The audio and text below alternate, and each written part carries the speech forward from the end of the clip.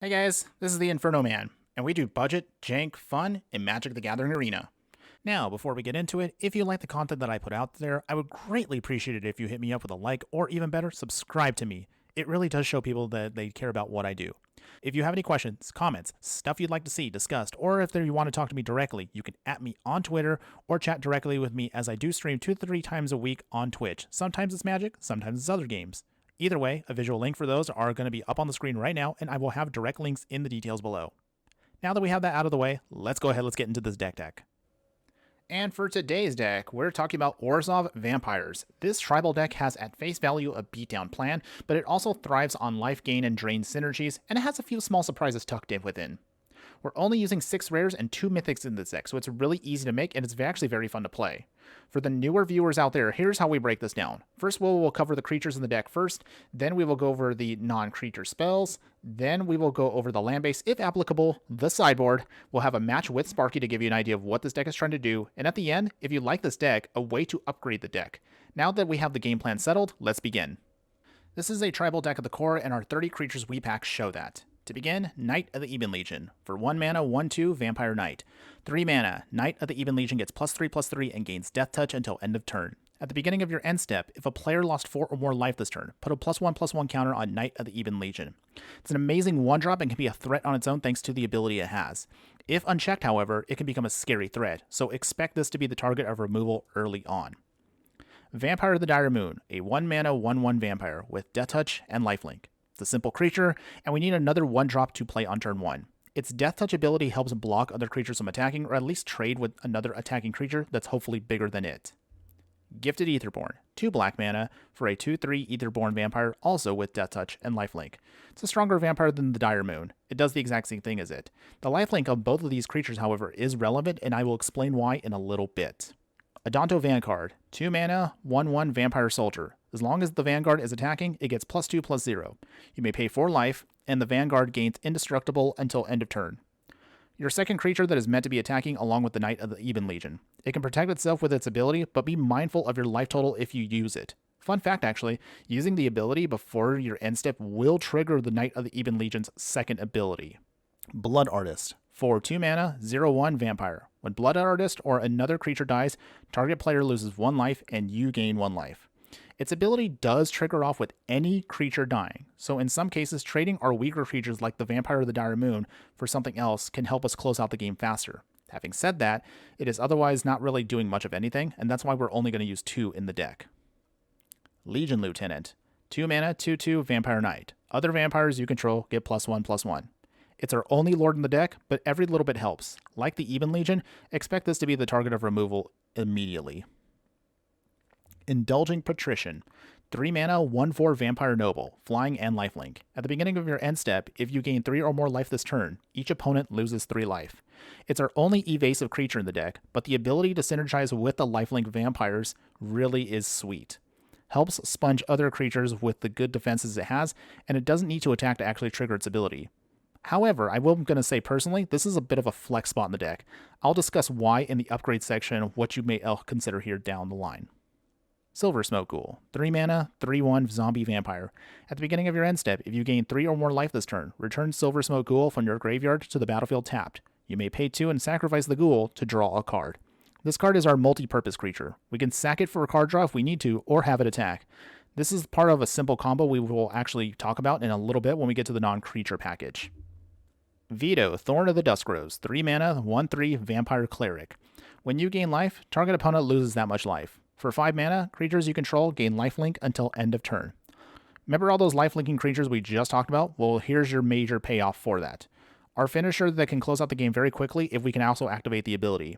This card, while powerful, we don't actually have to use to win the game, and it's also likely to be the target of removal, so that's why we only have 2 in the deck. Not to mention also, we're trying to still keep on a budget. There you go, that is it for the creatures. Let's actually now talk about the other spells. For the non-creature spell package, it is very small, only 10 cards total. Starting with Fatal Push. Yep, it's here again. By this point, to my viewers, you should know what this card does. It's just a solid removal card, and based on what we're trying to do with the deck, it goes very well with it. Just use it. Malachor Rebirth. Instant speed, Choose target creature. You lose 2 life. Until the end of turn, creature gains when this creature dies, return to the battlefield tapped under its opponent's control. Or you can play it as a land tapped. We're using this to ensure that we can keep certain creatures alive, and it synergizes with Blood Artist's ability. Use it also to destroy a creature during combat and bring your creature right back. Not too often it works out that way, but when it does, if nothing else, it's also a land in a pinch. Just good card for us overall. And finally, Sorin, Imperious Bloodlord. 3 mana, legendary planeswalker. Its +1 ability. Target creature you control gains Death Touch and lifelink until end of turn. If it's a vampire, put a +1/+1 counter on it. Its second +1 ability. You may sacrifice a vampire. When you do, Sorin, Imperious Bloodlord deals 3 damage to any target, and you gain 3 life. Its -3 ability. You may put a vampire creature card from your hand onto the battlefield. We only have 2 in this deck, but Sorin is an awesome card for us. No, not you. You had a chance to actually be good. No, off you go. You're more likely to use its first ability the most, as it benefits all of our vampires. Odonto alone actually loves this first ability the most, so you can freely swing with it and get life back, and use its ability to never let it die. You are most likely going to use the second ability, however, for a couple of combat tricks, and also some fun synergies.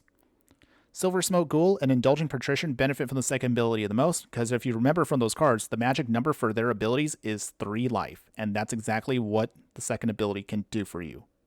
Vito also gains life and also takes advantage of that secondary ability too if you use it. So you can life gain and drain very quickly with it if both cards are on the battlefield. I mean, I could go on to a couple other combos, but just know it's solid. Only 2 in the deck because we are running a budget, but still, it is a great card to have. That's pretty much all I got for you guys regarding just the non-creatures. Nothing fancy there. Let's now talk lands. In total, we're going to be utilizing 20 lands in the deck, which it does look a little low based on our converted mana cost, but it's just enough for us to use. Just don't forget that the Malachor Rebirth can also be a land too in a pinch if we really need it. Aside from that, 4 basic plains, 7 basic swamps. 4 Scoured Barrens, as we are a budget deck, but the life gain trigger can actually help us out a couple times depending on the situation. I know it's very, very situational, but every little bit does help. Unclaimed Territory helps us with the mana fixing because we are utilizing all vampires in the deck, so this is why we're going to use it. Once you do get to some upgrades, which we'll talk about later, we'll show you what you can replace this with. And finally, 1 copy of Bojuka Bog for Graveyard Hate. It is a little rare and oddball to kind of have just 1 in the deck, and I know it's kind of annoying to have it come in tapped since we have a couple other tapped lands as is, but trust me, with how the deck runs, you really just want to make sure that you can clear out graveyards in a pinch. That's all I got for you guys regarding the land base. Time to talk the sideboard. As far as our sideboard is concerned, we're going to have a balanced mix of cards. First off, Bloodchief's Thirst. For a sorcery speed 1 mana card, destroy target creature or planeswalker with a converted mana cost of 2 or less. If the spell was kicked, instead destroy target creature or planeswalker. You'll swap these in if you need more removal, or if you need removal that can be a bit more flexible than, say, your Fatal Push. 4 Duress to help us discard our opponent's hand, and it just helps us out mostly in the control decks that we fight. 2 copies of Disenchant to destroy an artifact or enchantment in a pinch. Not too often you're going to need these, but it's just our simple budget option. Consecrate and Consume. On the Consecrate side, for 2 mana, instant speed, exile target card from a graveyard, draw a card. On the Consume side, 4 mana for a sorcery. Target player sacrifices a creature with the greatest power among creatures they control. You gain life equal to its power. Our Graveyard Hate actually is very, very minimal, as you just saw from the Bojuka Bog, but this can help us out with that by supporting us on the Consecrate side, and also being able to draw a card out of it nicely replaces itself, but the second part helps us get rid of a powerful creature that we can't get through. Just also the life gain on top of that is a sweet bonus in case if you also have Veto out, for example. And then finally, Call of the Death Dweller. Return up to 2 target creature cards with a total converted mana cost of 3 or less from your graveyard to the battlefield. Put a Death Touch counter on either of them. Then put a Menace counter on either of them. If we're dealing with a lot of creature removal, this will help us rebuild. All of our creatures in the deck are 3 mana or less, so it brings back just about anything you need. Well, that's all I have for you guys for the sideboard. Let's spar with Sparky and show you a demo of this deck. Okay, here we go. Orzhov Vampires with our wonderful sparring partner, Sparky. We're going to show you how this deck does not, I'm going to say it, you're going to cringe, 3, 2, 1, how this deck doesn't suck. Huh? You guys like this stuff. Okay, anyways, let's look at what we have. Well, we actually can curve out into our into our vampires, and we do have a little bit of removal, so we'll keep this. It's not perfect, but we're going to keep it. A wall of runes to scry. Sparky's setting up something here. All right, Soren actually is not too bad. Let's see. Since we don't really have an attacker we need to worry about, we can put down Scour Barons now. So we're going to be slightly slow here, but that's fine. It's not like our Knight of the Even Legion was going to be able to swing in anyway. Okay. Well, that makes it a really tough wall to get through, but that's fine. Let's see. Let's put down our planes. Let's put down Knight of the Even Legion. And we pass. So our next turn, since Sparky's putting up a bit of a good defense here, let's actually see if we can try to force through some damage. Put down a vampire. Soren. Since we're not having to worry about anything coming at us, rarely you're going to have to do this. We're actually going to -3 and put down another vampire just so we can get this, just so we can get some stuff happening. Okay. So from here, planes, Gifted Aetherborn. We can now plus up on the Indulging Patrician. Go attacking. Get some life. And so far, so good. I know this is not the most exciting, but okay. Looks like Sparky is now taking out our Indulging Patrician. However, what's nice, even if they try to lock it out like they're doing here, we can still get that triggered ability. So let's see if we can actually pull this off. Swamp. On the Knight of the Even Legion. And what's nice is since these have Death Touch and Lifelink, we can be a lot more aggressive. Swing with the Knight. Nothing gets through. If they don't block, don't forget you can pump it up if you need to. But there's going to be some moments where that might not be the most ideal. Make sure you do have the mana up, of course, to utilize another one of your abilities in case if something gets blown up or you need to blow up something in the process. All right. So with that, notice the reason why we have now the Indulging Patrician. With that ability plus Soren, everything now synergizes off. So we get a counter on it, and we also get to still ping for 3 damage here, which is really nice. If we only had Veto, this actually would be really sweet right now. Okay, and pass. Oh, actually, speaking of Veto, he's right here. Okay, awesome. Let us put down the Unclaimed Territory Vampire. Plus up the Knight. We should be able to actually finish off Sparky here, if I'm not mistaken. Sparky is probably going to block. No? Okay. Well, in that case, then, do it now. All of our life gain and drain triggers now will go off. Down to 3. That hits with Veto, so you can see right here, this is why we have Veto in the deck. Only a couple copies, but it does help. Ping. I mean, it's such a shame we can't get the Indulging Patrician, but that's okay. I want to show you that too, but not a big deal. You more or less get an idea of what we're doing here. So there you go. That is Orzhov Vampires. Nothing super fancy, just, you know, builds up some value creatures and gets the job done. All right, ready for upgrades? Let's go over that. As far as upgrading the Vampire package, we have a couple options for you, and also I will have a note at the very end of this. First off, as always, upgrade your land base. That's probably the #1 thing you want to do. You do that, even the budget plan already will be a lot better. I mean, I can't stress this enough, and I know I've said this many, many times, but definitely do that. Any of the flip lands, the shock lands, the buddy lands, even one Castle Lockwain will make a big difference for you. As far as the rest of the plan, this will kind of help bring a little bit more versatility to the deck, which is one of the biggest problems with it. Legion's Landing. Legendary enchantment. When Legion's Landing enters the battlefield, create a 1/1 white vampire creature token with lifelink. When you attack with 3 or more creatures, transform Legion's Landing, which then it flips into a legendary land, which helps you create 1/1 white vampire creature tokens with lifelink for 2 mana and tapped. This will help you get out more creatures, and also this will help you against board wipes. So you can build up the board and help outgrind your opponent in certain matchups.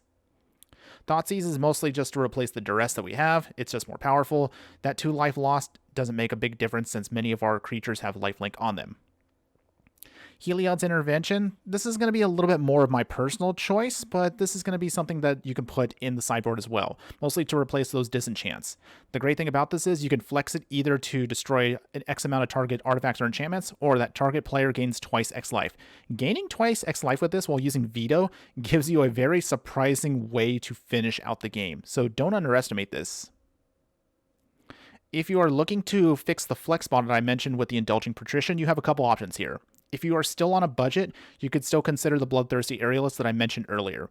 This arguably can be better than the Patrician, but sometimes it can be worse. It really is just going to come down to how much do you want to invest in lifelink. If you do, for example, upgrade to, say, a Legion's Landing, by all means, Bloodthirsty Aerialist is going to be the superior option. On the other hand, if those creatures can't get out there, then Bloodthirsty Aerialist doesn't grow, and it actually becomes a little worse than the Patrician. This one is really going to be down to personal preference. If you want to go for a rare option, though, Nighthawk Scavenger could also be good for you here.